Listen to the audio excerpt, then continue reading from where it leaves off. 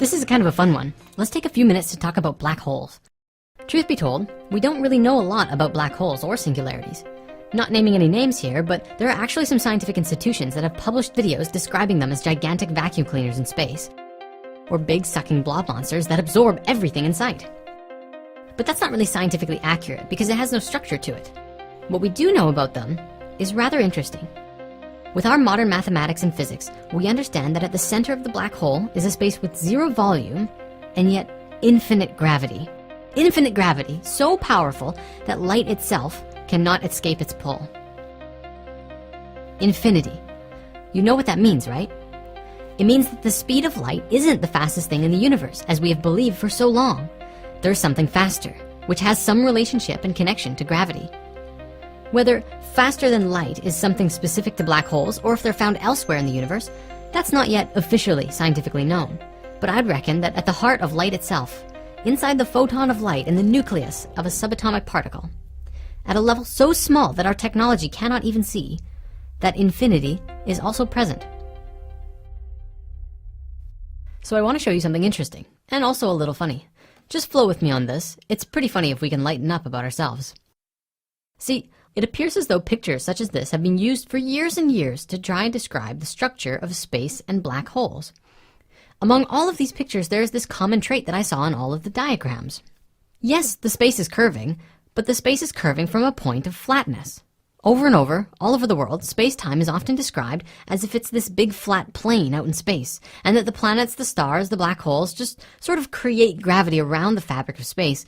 And it just made me laugh. I mean, come on, this is a little funny. You know, first we had to fight our way to try and prove that the world wasn't flat, and it looks as though we're having to do the same thing with the universe. But don't worry, I'm pretty sure that most people would agree that space itself isn't flat. And I'm also pretty sure that these scientific institutions don't genuinely believe that space is flat. I hope.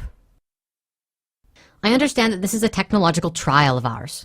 We're not exactly sure what it looks like, because it's probably like being underwater, and there's waves constantly moving from all different sources, gravity from this star, and this galaxy, and this black hole. It's a jumble, it's messy, and we don't know how to visualize it.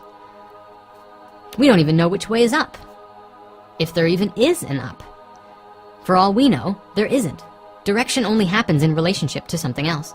And so even if our whole galaxy is a particle floating around in a great deep ocean on another planet in a super universe, unless we can actually demonstrate that scientifically, we're pretty much just throwing darts in the dark here. Now, the original reason I brought this up was this whole flat universe model. We need to find a better way to describe space-time and the shape of black holes. And it's actually starting to happen. See, now pictures like this are starting to gain steam on the internet. These concepts seem to accurately demonstrate the toroidal flow of the cosmos and the patterns in geometry that are at the heart of the ways that reality is constructed. But why is this important to the world?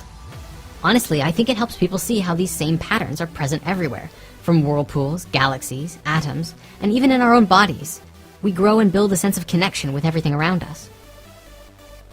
Now, I want to present an idea with you. This is an idea that has sort of been mainstream-ish for a while, but it never really got the big attention from scientific institutions or the media because we have a hard time seeing this to be demonstrated out in the universe.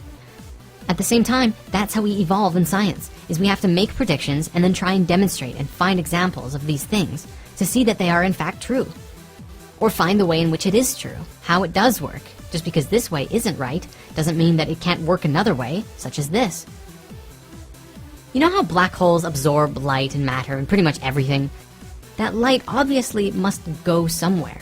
The laws of a toroidal field dictate that what goes in must come out, and what goes out must come back in. Now, the problem was that we've never really been able to follow or watch or see where energy and light goes once it goes into a black hole. We are blind once things pass the event horizon. All we know is that the laws of physics break down, infinity becomes reality, and anything is possible. Some theories about this, as well as a beautiful demonstration by Neil deGrasse Tyson in episode 4 of The New Cosmos, discusses the idea of going through a black hole and coming out in another universe, or a parallel dimension.